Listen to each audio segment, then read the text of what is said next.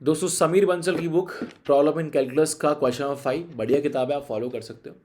तो यहाँ पर दिया हुआ है एफ एक्स एक फंक्शन है जो साइन फंक्शन की मैक्सिमम है और जी एक्स जो है वो साइन फंक्शन का मिनिमम है और एच एक्स जो है वो एफ एक्स और जी एक्स यानी कि मैक्सिमम और मिनिमम के डिफरेंस का G I F greatest integer function है। पार्ट बाय पार्ट करेंगे, धीरे धीरे समझेंगे।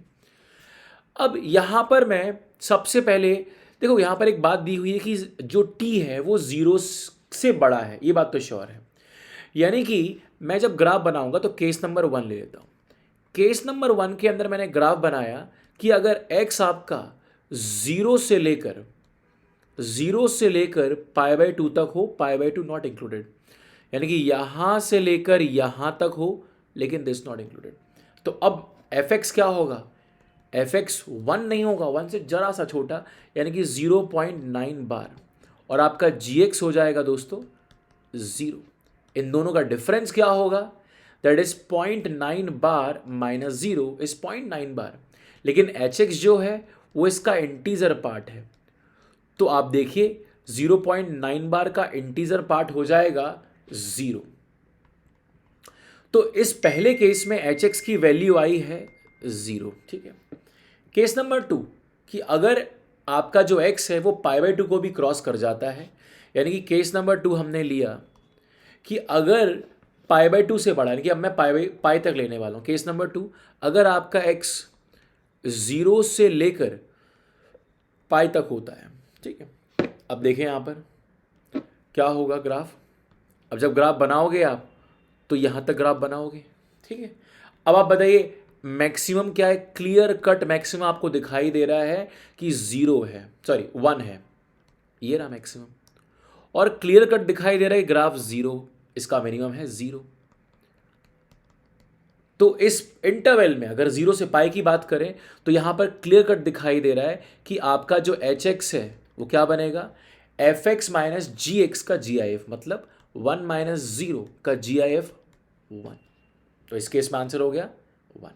तो यहां पर 0 आया, यहां पर आपका एच एक्स कितना आया? यहां पर आपका एच एक्स आया 1। और अब तीसरा केस और फाइनल केस देखते हैं कि अब अगर आपका फंक्शन मान लेते हैं कि यहां तक पहुंच जाता है लेकिन ये ओपन, यानी कि अगर आपका x का वैल्यू 0 से लेकर 3π/2 लेकिन 3π/2 ओपन, अब क्या होगा?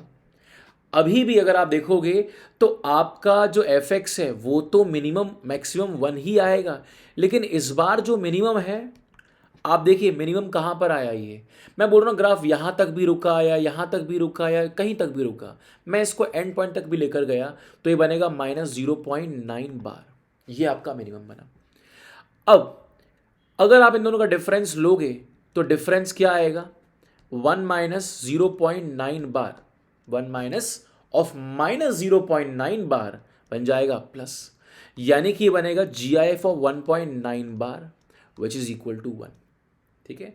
देखो मैं मैक्सिमम तक लेकर गया, यहां पर एकदम नीचे तक लेकर गया हूं तब जाकर 1 आया है, लेकिन अगर यहां तक भी लेता मतलब -1.2 आता तो 1 माइनस ऑफ -1/2 कितना बनता? अप्रॉक्सीमेटली 1.5 1.7, यानी इस पूरे इंटरवल में अगर आप देखोगे तो वैल्यू ऐसी आएंगी 1 पॉइंट समथिंग, उसका जी आई 1 हो गया।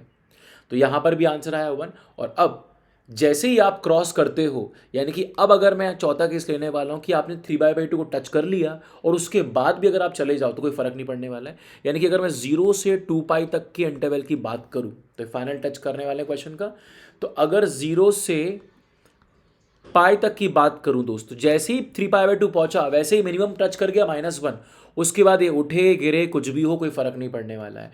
तो मिनिमम तो कितना हो जाएगा? -1, और मैक्सिमम कितना हो जाएगा? 1।